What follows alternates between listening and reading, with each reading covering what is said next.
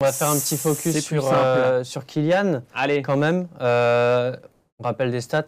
63 sélections, 33 buts. Devant lui, au classement des buteurs de l'équipe de France, Giroud 52, donc il a moins de 20 buts. Henry, Griezmann, Platini, Benzema. Il est à un but de Trezeguet.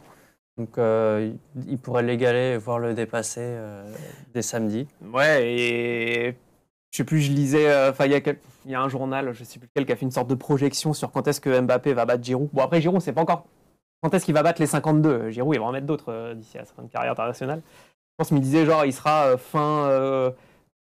en gros, fin 2024, début 2025, il arrivera à 52 buts s'il continue sur ce rythme-là. De toute façon, mais Giroud lui-même, hein, il l'a dit aussi, parce qu'il était en conf, il sait très bien qu'il se fera dépasser par Mbappé, évidemment. Non, mais je veux dire, à cet âge-là, à son âge, à Mbappé, Giroud, il n'avait même pas une sélection. Donc, et il n'a pas encore 24 ans, Mbappé. Il les aura à la fin du mois. Donc oui, bah, Mbappé en mission sur cette Coupe du Monde, on le sent vraiment possédé, quoi. Alors, on a enfin pu l'entendre après la Pologne, du coup, et c'était intéressant, parce que il doit normalement, en tant qu'homme du match, il l'avait été aussi en poule 2 fois, il doit en tant qu'homme du match, normalement, venir en conf. C'est la règle de la FIFA, il n'était pas venu. Et donc là, il s'est enfin pointé, parce qu'on lui a dit, t'es gentil, mais on va se choper une amende à la Fédé, là.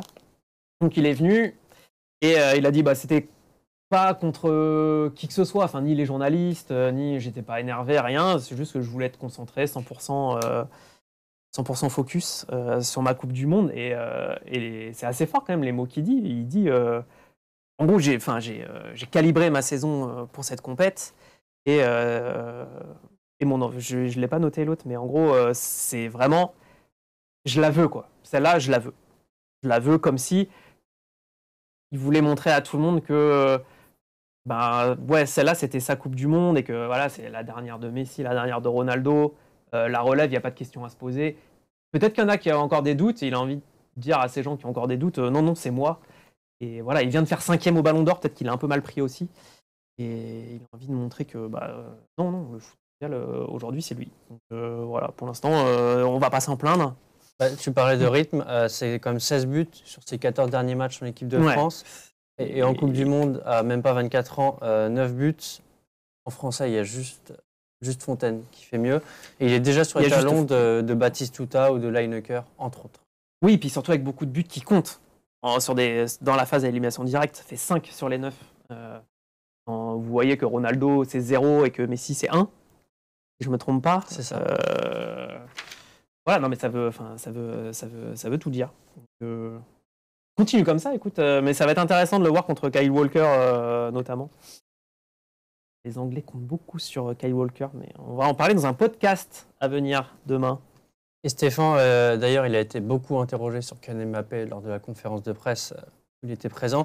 Il a aussi dit que Mbappé, à sa manière, c'était un leader dans le groupe parce qu'il était capable de faire la diff, et évidemment sur le terrain, mais aussi dans le groupe en amenant de la bonne humeur. C'est vraiment un élément essentiel au-delà de son apport sur le terrain. Ouais, en fait, ça reste ça l'important, c'est qu'au-delà il est en mission à concentrer sur son truc à fond, mais il ne faut pas que ça se fasse au détriment du groupe.